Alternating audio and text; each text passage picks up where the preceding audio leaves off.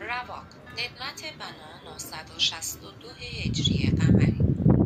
از اقدامات دیگری که در دوره صفویه و در زمان حکومت امیرقیب ابن استاجلو در مجموعه تاریخی بسطام صورت گرفته است، تبدیل حیات مابین مسجد دوم بایزید از یک طرف و آرامگاه امامزاده محمد از طرف دیگر به یک فضای مسقف است که رواق نامیده شد. این امیر پس از احداث ایوان ورودی امامزاده در سمت شرق بین مسجد بایزید و درست وسط منار سلجوقی و ایوان ورودی دیواری می سازد و با استفاده از بناهای موجود نسبت به سقف زدن ما بین مسجد بایزید، آرامگاه امامزاده محمد و ایوان ورودی اقدام می کند.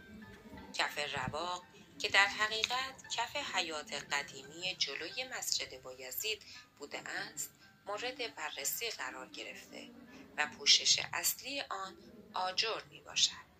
در این محل قبرهای بسیاری کشف گردیده که مربوط به دوران بایزید و بعد از آن می باشد.